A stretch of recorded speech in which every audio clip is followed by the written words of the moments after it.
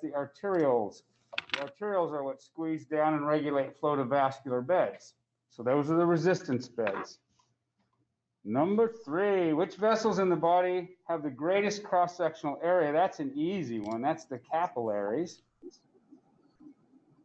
Laminar flow does not produce thrombi.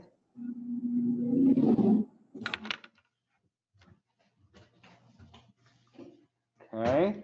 Reynolds number below 1500 is supposed to be laminar, and above 3000 is supposed to be turbulent. So that made this one true and this one false. Turbulent flow takes more pressure to push it through a vessel. That's true. It's not an efficient way to move blood.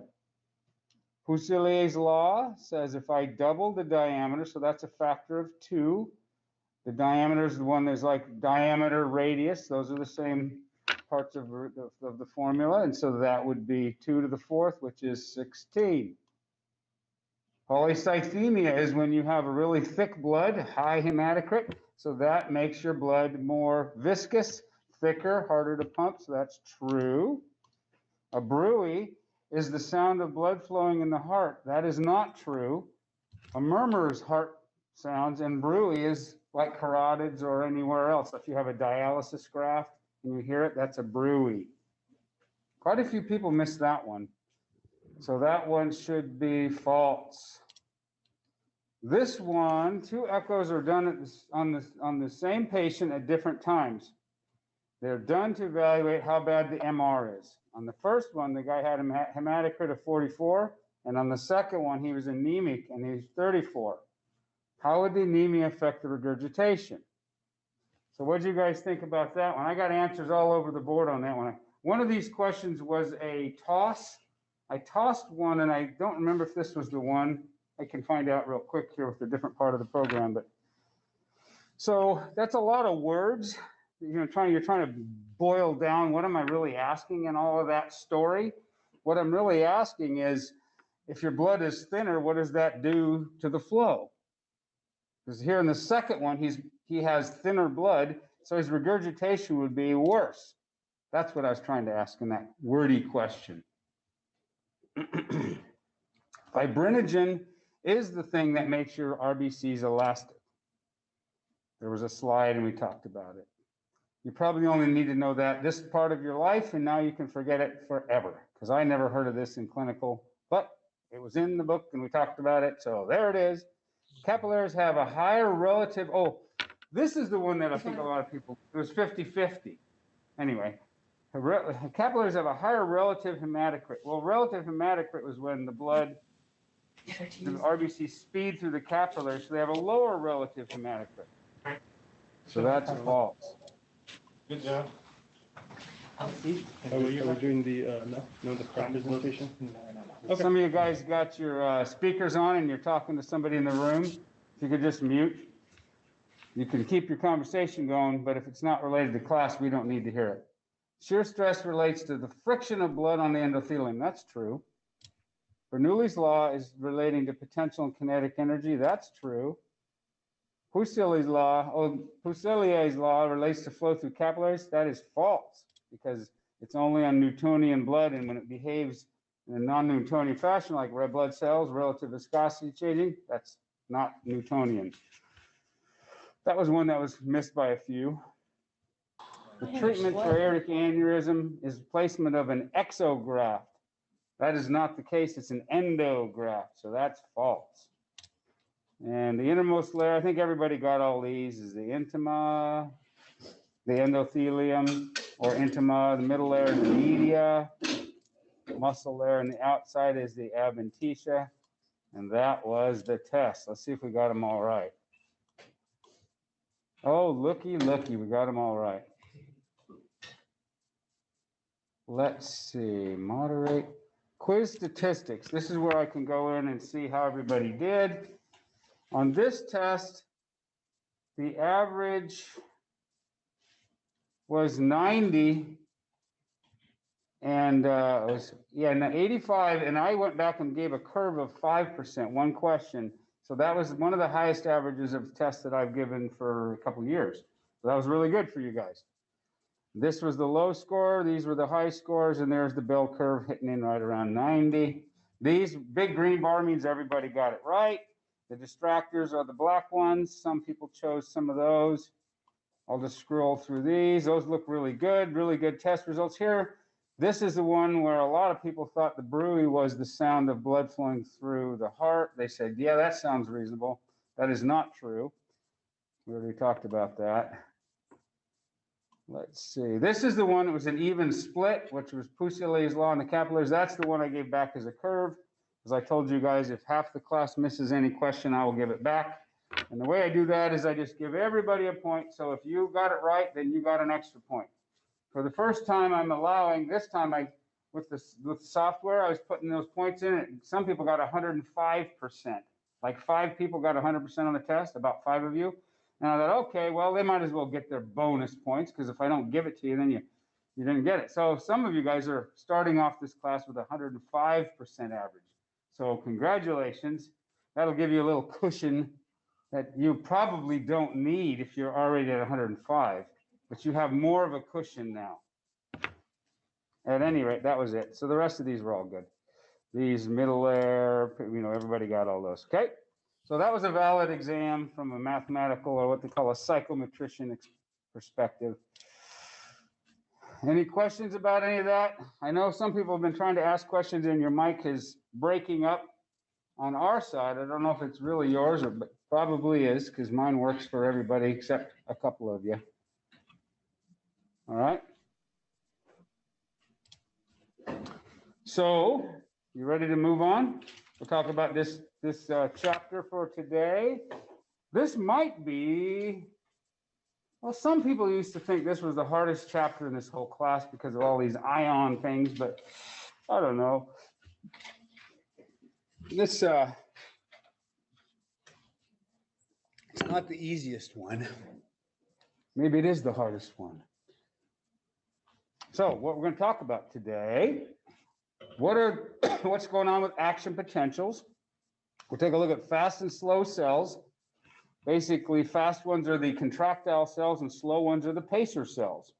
And we'll talk about the sodium and potassium and calcium ions. Where are they and what are they doing across your cell membranes to make this wave of depolarization and then repolarization? We'll talk about automaticity, and we'll talk about some things that cause arrhythmias like reentry.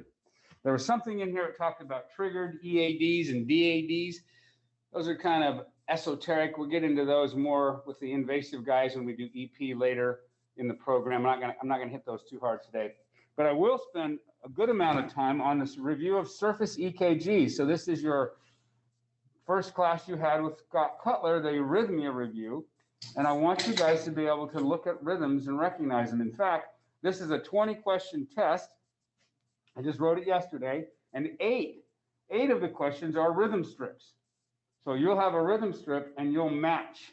And the answer's there in front of you, so match it. What is the rhythm? So we're gonna wanna really dig in. Remember that software called skillstat.com? You guys, we might have time to get to that today. If we don't, then you guys can go do this. It doesn't require me to walk you through it. Skillstat.com, and you can review rhythms. And you can do a game with it where it pulls it and you guess, or it'll pull up the menu and you look at all of them and you say, I want to see that one, I want to see that one. So I want you to be able to recognize arrhythmias. And for the invasives, I'll put arrhythmias in front of your face every quarter, so that it keeps it in the front of your brain and fresh. And for echo guys, you really need to understand your arrhythmias because you got a rhythm strip going across your echo, and that times all the valve movements and wall movements, so you need to be aware. And then for vascular, it's not quite as important. You guys probably won't be having too much arrhythmia work in your careers if you stay with pure vascular. So this is an action potential. Now, what is this? So this is a signal. What is this signal? I'm going to ask you guys to tell me, what is that? How do we get that signal? How did that get on the screen? They usually do it with animals. They call it instrumented animals, which means lab animals they're putting needles and stuff into and testing them and see how they respond. You don't want to be instrumented. Sodium going through. Okay, right here, this is sodium going in. So you're thinking like you're drilling down like what's going on in that line where I left my white arrow. But let's step back a little bit. How did we get that signal? Well, we take an electrode and put it inside the muscle cell, and then the other one's outside the cell. So that's the voltage across the cell membrane throughout the cardiac cycle. That's what that is. That's the action potential, the voltage of the cell. And so Mario said this was sodium rushing, and that's the QRS complex. So the P wave, there'd be another one of these action potentials for an atrium, but this is the action potential of a worker cell, like a muscle, like a ventricle. So this is a QRS, and then this is the T wave right here. When this is repolarization, all these ions moving. This is voltage. This is 0. And then this is like negative, oh, here it is, negative 80 millivolts. That's the body spends energy to set these ions into a negative state. And they don't want to be negative. They want to be neutral. That's equilibrium is neutral. So the body spends energy in repolarization to switch all these ions around and put that whole cell into a negative set. So then when something comes along and makes it snap, trigger it, like a wave of depolarization coming down the line, it snaps. So here we are repolarized. This is like between the T wave and the next QRS. Something comes along and triggers it, and then it snaps, and then it contracts. So I think of the heart cell kind of like a mouse trap. The old spring kind with the little brass metal piece that you have to have that fancy little wire, and you got to set it real, and then you got to let go real gently so you don't get snapped on the fingernail. Anybody ever messed around with those old mouse traps? I have a mouse trap at some recreational property because we get mice up there, and I have one behind the refrigerator, and I just put some fresh peanut butter on the little trail that leads up to the snapper for him. He can have a free couple licks, but if he sticks his little head in there to get the big wad, it's over. And I usually catch 5 or 10 mice per year. And sometimes I take my cat up there, and my cat will leave half of a mouse here and there. And so, anyway, so there's the heart's, the body's, I think of this mousetrap, like that snap. And so during repolarization, your body's like setting this thing, and then the trigger's ready, and something comes along to trigger, pow, and then it just contracts. So the contraction is just like the release of energy that was stored. Okay? Does that make sense? Have you ever heard of it that way before? For me, that was always a good way of thinking about the heart. It's like it's all ready to go, and if something comes along, pow, it's just going to snap. It's ready to contract. So this is phase 0, 1, 2, 3, 4 of the action potential, and we'll get into what's going on with the ions in just a minute. This is a period of, once it snaps and it contracts, all the ions have shifted. It did its work, and it takes a little while to reset everything here in repolarization. Well, there's this period of time right here from the time that it snaps until it starts getting, the spring is starting to get reloaded. If you snap the spring and you try to snap the spring again right here, it can't, because it hasn't been reset. Over here, until you start getting into phase 3, there's this thing called effective refractory period. And in this time, nothing can stimulate the heart. So from a perspective of arrhythmias, you can't have an arrhythmia at that time. You're safe. And for that reason, when we have somebody who's, when we're trying to cardiovert people, like they have a rhythm we don't like, we want to shock them out of it, we'll smack them in this safe time to reset them, so you can't create an arrhythmia from that. That's out there in EP land. So this is effective refractory period. I've also heard it called absolute refractory period, which makes more sense because absolute is like more powerful. So if you try to stimulate something right here in effective, you're not going to get any reaction. But over here in relative refractory period, if you try to trigger it again, you can get a response. I think we have a slide that shows that later. Let me go out of this escape. Let's go to this mode. Here it is. I've passed right over it. Since I'm talking about that right now. So if this is absolute or a relative refractory period. If you stimulate, this is showing what happens if I get a stimulation of this heart. like from a PVC, another signal comes in, you shock yourself, you can create a PVC if you get enough energy through your body. And if you shock yourself over here, you get a small, weak reaction. But the more you let that spring set, if you let it set all the way, you'll get a full, complete contraction. So that's what this slide's about. Okay? All right. Actually, I didn't have to go jumping all over to the next slide, for God's sake. All right. So there's two different kinds of cells, fast response cell, slow response cell. What's the difference between those two? They look very different. What do you see? What's different? What's going on there?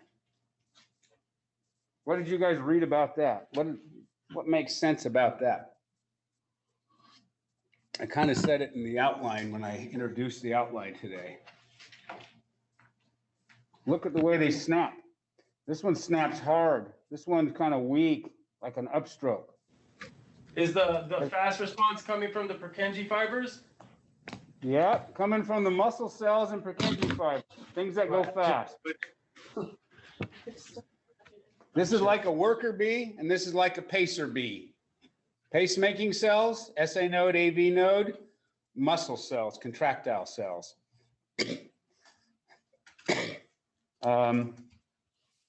These guys don't go down as low. Notice that. There's some funny little things here that are really subtle. But look how far down this goes to reset itself. It only goes down to like -50. See that?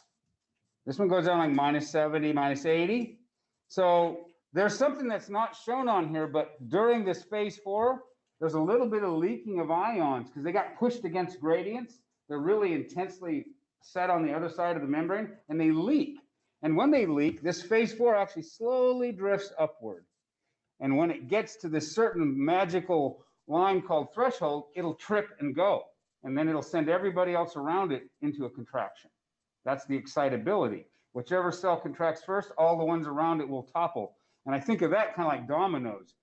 When your body's resetting your action potential, it's like setting all the dominoes up.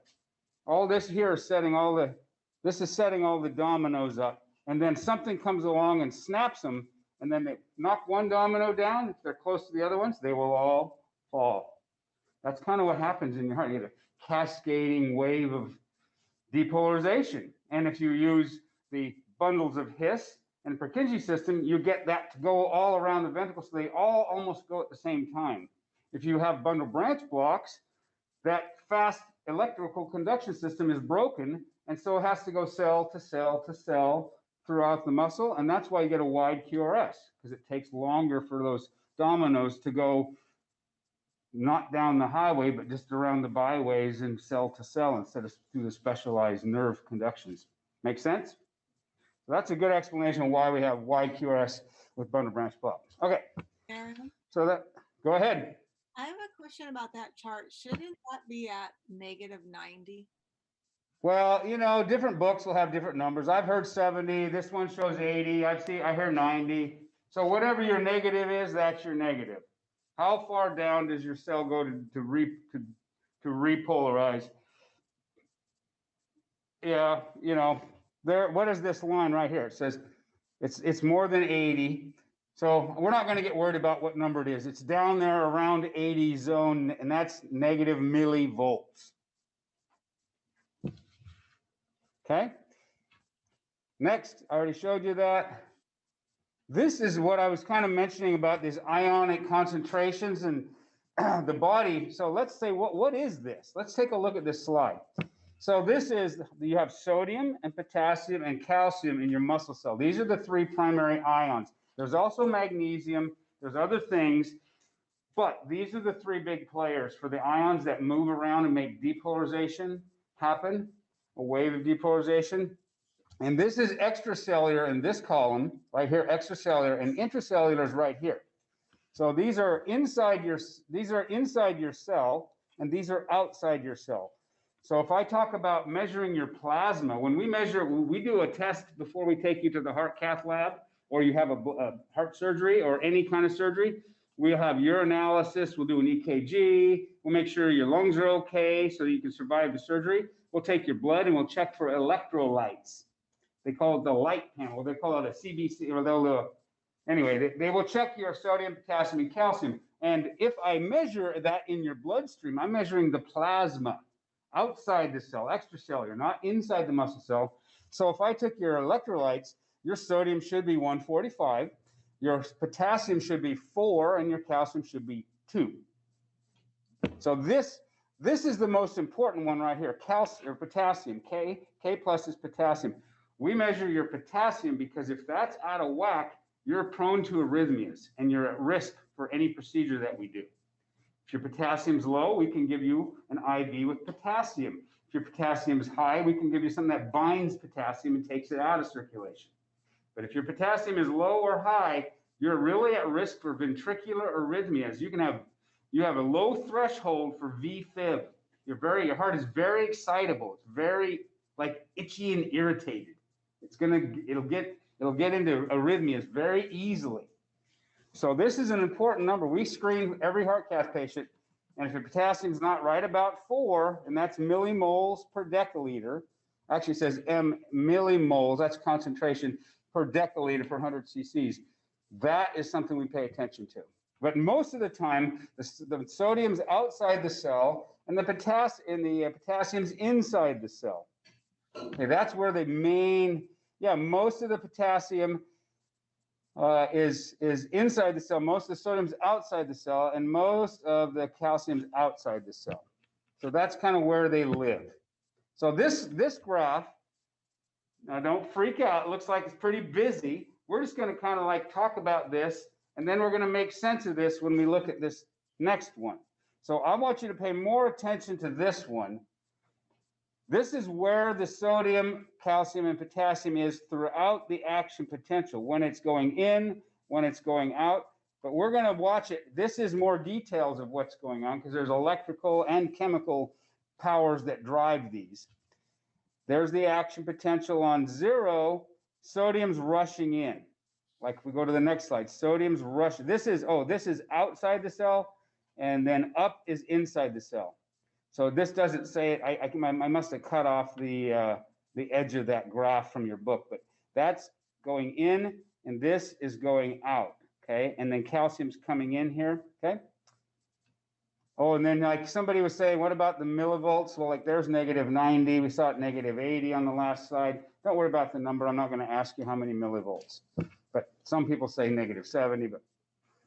And if you eat a banana, I'll tell you this: if you eat a banana, your threshold changes because it changes your ions. Banana has lots of potassium, so those numbers change. Anyway, back to this. What was that?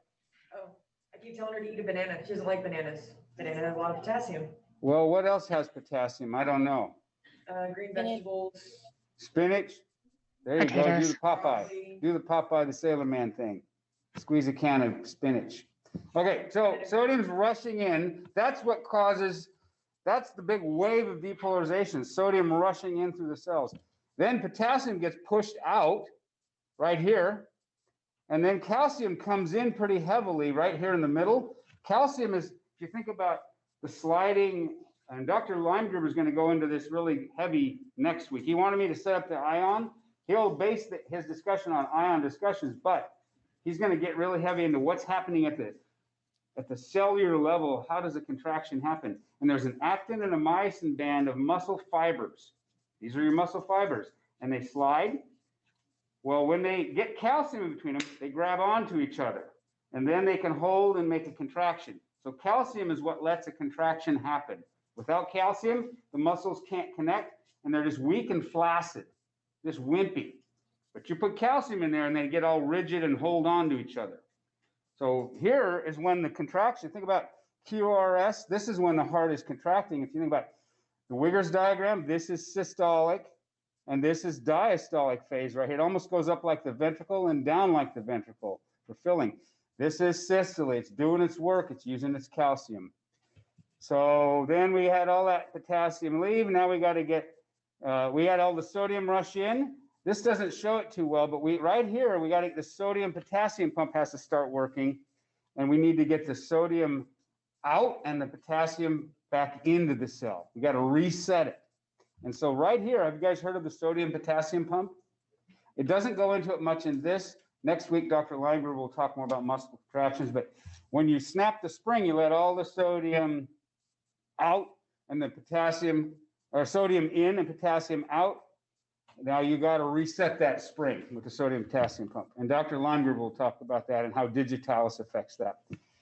Over here, phase 4, we did our work, we've repolarized, we're waiting for the next signal, but there's a slow bleed. There's a slow bleed. I think mostly it's calcium or potassium that's bleeding. And this line really isn't flat. It slowly drifts up. And there's a line in here that's like when the mousetrap snaps, it's called threshold. It's not shown on the screen, but whenever this phase 4 reaches that threshold, which we talk about later, that's when you get it'll pop and it'll make the contraction. And that's the theory about automaticity. I'm kind of getting ahead of myself. So here's the action potential, the outside and the inside of a muscle cell. Sodium rushes in, calcium is recruited for the contraction, potassium gets pushed out, potassium comes back in. Sodium potassium pump happens right here where sodium is pushed out and potassium is brought back in. Here it shows potassium coming back in. Okay. These are a couple of graphs where they manipulated their animals and they said, well, what happens if we give them isoprel, catecholamines? What if we give them calcium channel blockers? And this is going to show you that isoprel will make it beat stronger and calcium channel blockers will make it beat weaker because there's less calcium.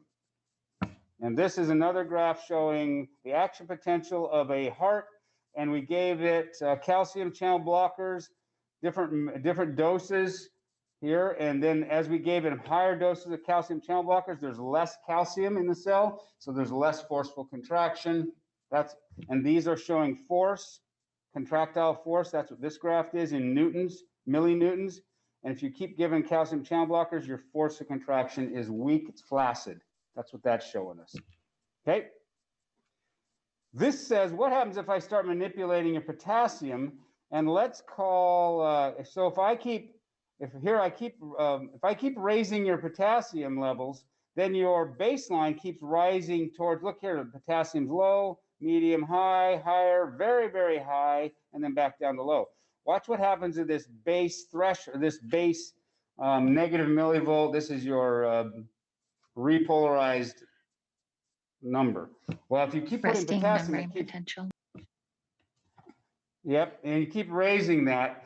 If you keep getting higher and higher here, there's a line in here called threshold, and when you reach threshold, it trips and goes over. So as your potassium levels rise, you are closer to threshold, closer to tripping, and it makes the heart more irritable. This is a very good picture of how that happens. It raises your threshold, gets you closer to the tripping, the snap. It's like it starts raising the spring, and when you raise the spring at a certain point, it'll pop. So the potassium kind of makes that spring never get all the way down, so it's it's easier to trip it. Does that make sense? Like you never fully cocked the spring, which is going to go off. Some guns, they have bad trigger mechanisms, and if you like set the gun down hard on the ground, pow, they'll go off like Winchester Model 70s, pre-1970. If you put them on the ground hard, they might go off. Hunting rifles, if you're a hunter, you'll know that. Be careful with the Winchester Model 70. You're shaking your head, you know about that? That's a well-known thing among hunters. I don't own one. For that reason. Guns are dangerous. You have to be very careful with them. You can get them fixed. You can take them to a blacksmith and they can fix them with a modification, but they are closer to threshold, those guns. Go ahead. Just like trying to remember, if you have too much potassium on an EKG, is that the IT? Oh yeah, so Mario's pulling some EKG stuff in here. If you have lots of potassium, it shows up as peak T waves. Very good. And then we do our serum, we would do our blood test, and our potassium is not normal. What's normal? 4. If it's like 7, well, hey, that's not good. What if it's 10? No, that's not good. I've never seen potassium higher than 7. We would go in and fix somebody, give them a block of potassium binding. But yeah, if your potassium's higher than 4. If you have too much calcium, is that the high thing after the ST segment? No. There's a U wave that can happen. Hyperkalemia is high potassium, you get peak T waves. Hyperkalemia on EKG. I can't remember right now. I'm thinking it might have something to do with the ST segment duration, but I can't remember. Can't remember. And is this why high potassium levels make someone prone to arrhythmias? Yes, this is why high potassium is dangerous for arrhythmias, because you're closer to threshold. This shows us different heart rates. This says cycle length, which just means heart rate. How long is it one cycle to the next? This cycle length is 2,000 milliseconds. So that means he has one heartbeat every 2 seconds. That means his heart rate is 30. That's high, that's bradycardia. This guy's got a cycle, so this guy's tachycardia. So this is just showing us what happens to this effective and relative refractory periods. If everything's going faster, then the ions have to move faster. And so everything happens faster at the cellular level. But when you start doing that, things get left behind and they don't always keep up with their transfers. And we start having these things called triggered arrhythmias. That's those EADs and DADs. The ions can't quite keep up and they get left behind. They have these little shadow ghosts. Those are the triggered things. It comes out later. But this just shows us when you go faster, then your action potential width is shorter. This is the good slide to talk about this threshold. So this is the action potential of is this a worker cell or a pacer cell? That's a pacer cell. That's a slow action. Oh, by the way, these pacer cells, they do not have sodium channels. They don't have fast sodium channels. So they don't snap and contract, but they bleed a lot more potassium in phase 4. Like look over here. They bleed potassium in phase 4, which gets them to threshold, which makes them go, and that's why they're a pacer cell, because they're like a metronome. They'll bleed it off in 4 and go. And they're not going to make a strong contraction, but they snap a trap and knock the dominoes, everybody around them, and they become a pacer. Your heart will follow the beat of the fastest drummer. That's on another slide. But this slide's talking about overdrive suppression. And I wanted to use this graph to talk about how pacer cells are pacer cells. Look at this number 1. This number 1, he rises real fast. So this might be like an SA node. This guy gets to threshold. Whenever they get to threshold, they trip and they will knock over the neighboring dominoes. This guy gets to threshold slower. He takes longer. Whichever one gets to threshold first will knock down the dominoes and make a wave of depolarization. So the SA node is 60 to 100. It's faster. It has a steeper slope of phase 4. The AV node is 40 to 60, right? And it goes slower, but if the SA node doesn't go, then the AV node will go, and that's your second backup pacemaker. And this is what they look like at the cellular level. One is steeper, that's SA. He'll get there first, and he'll be your pacer. If he doesn't go, then number 2, he'll get there, and he'll give you some pacing, but at a slower rate. That's this automaticity thing. If you want me to talk about overdrive suppression, I will. You didn't ask me, but since it's on there, I might as well address it briefly. If you have a fast heart rate, what we do is we put a pacemaker in you that can go faster than your fast heart rate, and we capture your body. That's overdrive suppression. So let's say you're going 200. How do we get you out of that? Well, we can shock you, we can give you some drugs, or we can overdrive pace you. So we put a pacer in you, and if you're going 200, we go 250, and we catch you. And then we slow you down, and when we slow you down, it breaks that fast cycle. Have you ever been grabbed by the ear, frog marched out of a room because you got in trouble for something? Well, to overdrive pacing's like that. We grab them by the ear, oh, and you got to go, or grab the wrist, oh, and you got to go with them because they got control of you. That's kind of what happens. If someone's got a fast heart rate and we want to overdrive pace them, we just go faster than they are. We capture the heart, and then we slow it down we control it, we slow it down, we break that cycle. That's overdrive suppression pacing. It's a way to treat tachycardia with an intravenous, intracardiac pacemaker. So it's something we have to do in the cath lab. Okay. We already talked about working cells and pacing cells, and I said that pacing cells don't have sodium channels. Here's a little picture of the wall of your right atrium. There's the sinus node, and it's the fastest in your heart. We'll follow the beat of the fastest drummer, and the SA note is the fastest one. So that's that. We'll talk more about that when we get the week after Dr. Limegrove, when we talk about things that make your heart go fast or slow. We'll get into this a little bit more. But right now, that's that. Now we're going to talk about arrhythmias. What makes arrhythmias? Well, high potassium leads you to be more prone to arrhythmias, but it doesn't make arrhythmias. So inside the cell, what is actually happening? There's something called reentry phenomenon, and then there's these triggered arrhythmias. The triggered ones are when things are going too fast, and then the ions can't keep up back and forth, and they get kind of left behind. They call them after depolarizations. And but there's one that's easier to understand with a really nice little pyramid graph I'll show you. It's called reentry, and this is most common form of arrhythmias is a reentry phenomenon. So this is the most common. It requires what's called a unidirectional block, which means a signal can go one way through a cell, and then it can actually sneak around and come backwards the back way. A bidirectional block, which it talks about in the book, bi meaning two, that's like a scar, and then no signal can go through it because it's dead tissue, like a Q wave scar tissue. No signal gets through, that's dead. That's a bidirectional block, meaning two-way. Unidirectional, it'll let it through, but if you wait a little bit, you can sneak another one through the back door, and that's the reentry.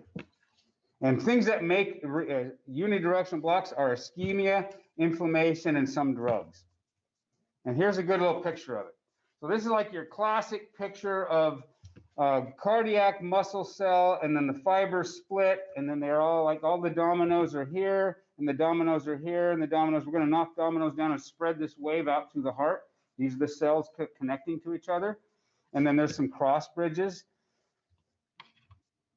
This is a picture of a bidirectional block where if you send a signal down here, and this is like a scar, the signal can't get through it. It just stops. Here's a signal coming, and this is both branches are blocked. No signal gets through either branch. What if one branch is open and the other one, this is a bidirectional block in C, so the signal can't get through this way, it comes back around the back way and tries to go the other way, can't get through, it's dead, it's a scar. But the problem for reentry tachycardia is these unidirectional blocks, and that is in this plate D. So plate D is an example of how reentry tachycardia happens, and here's what goes on. So a signal's coming down the cell, and this is ischemic right here. So it's not real happy, it's alive, but it's not operating at good performance. This is the ischemic tissue right here, unidirectional block. This signal tries to get through, but it's really so slow that it shows it kind of like it's blocked, but it really just can't get through. And this other viable non-ischemic tissue goes on to send the signal, and it crosses this cross branch, and it'll do the work and cross down, and then the cell will continue to contract, the muscles contract, dominoes keep falling. But this little signal here that kind of went backwards, this is depolarization that was absolute either direction, like totally relative refractory period no matter what, because it's dead. But this one is this, effective. Then there's this relative refractory period where this signal couldn't get through forward, but this one sneaks in reverse because it is kind of like phase 3, like, oh, I've had something try to get through. I wasn't ready to send it. Now you're sending me another one. Okay, you can go through slowly. And now this signal sneaks through, and then it can create what's called a circus reentry loop. So I didn't explain that very well. I'll try it again. Normal signal comes down, hits, can't get through. The backdoor signal goes through when it's in its relative refractory period. It's like, I thought I felt some, I can let it go through slowly, and it slowly sneaks through. Now you got a powerful signal going against the grain, and now you got signals colliding, and signals are wrapping around each other. And it creates this like a loop.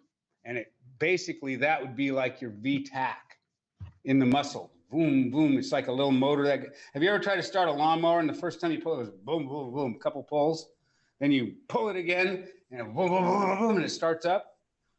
Well, that's like when it starts up. You pulled it the first time, it kind of didn't quite get through, and you pulled it again, you send another little sneaky signal through, and that one got it going. That's kind of what happens with VTAC. And atrial flutter is the same thing in the atrium. It's doing these reentry loops. VTach and atrial flutter, kind of the same thing. Okay, so that is the description and the picture of how a reentry tachycardia initiates, namely atrial flutter and VTach. These are those after depolarizations when the ions are getting stuck. I'm not going to spend any time on that because, quite frankly, to be honest with you and humble, I don't really understand it that well myself. But the EP guys do, and they could talk to you about it. And I hire some EP guys in the program to teach you in the second year. So ask Jordy. Jordy's going to come in our invasive class later. He's our EP guru. Jordy would tell you how this works. I just don't know, and I do care, but I just can't get it out. It's not there. I dig down for it, and it's not there. Okay, this is now, we're switching away from all the EP stuff, and we're going to spend some time on arrhythmias for the last part of class, which is about 10 more minutes, and we'll be done at 20 after. So everybody can go to their echo class on time. And we shouldn't run late. So this is the SA node, primary pacer. AV node holds the signal till the atrial contraction gets the blood into the ventricle, lets the signal through the His, Purkinje's, and anterior posterior fascicle of the left, and then the right bundles, and get a full contraction. On the surface, that's atrial contraction. And now we know this is all the sodium being released in the muscle cells, the QRS complex. And now we know this is the sodium potassium being reset in phase 3 of the action potential. That's repolarization. This happens fast. This happens slow. This is a fast muscle cell, fast, big snapper. This one's the pacer cell, and it's the slow action potential. And that's why P waves aren't real spiky, because it's not a cell that's supposed to make a lot of contraction. It's supposed to be like a pacing cell. That's kind of an explanation. Here's what it looks like on the surface EKG. This same thing, except here we're doing it faster. We're spreading it out over time. If I put an electrode, if I put a catheter inside your heart and I laid it down to where I could sense your atrium, your AV node, and your bundle of His, so I actually put a catheter from your IVC and I lay it right across your tricuspid valve here along the septum, and I have electrodes on my catheter, like internal EKG. This is what the internal EKG would look like.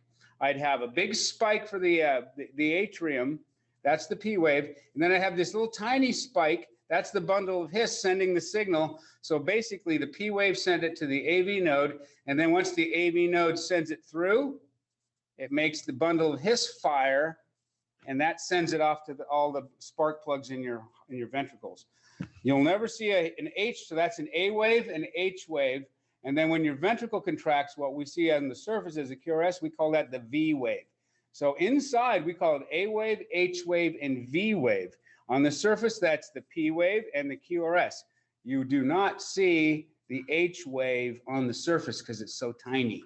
You have to put a catheter right on it to measure it. It's just a little tiny spark, but it's an important spark. Question?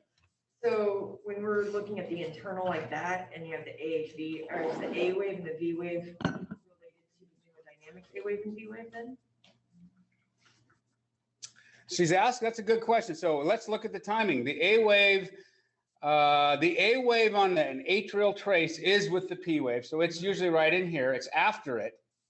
It's right in here. And the V wave's over here by the T wave. So good question, good thought. I don't think the A wave is kind of causes the A wave in the atrium, but the V wave is caused by ventricular filling in hemodynamics. But here the V wave is the ventricle firing off, so not exactly the same thing.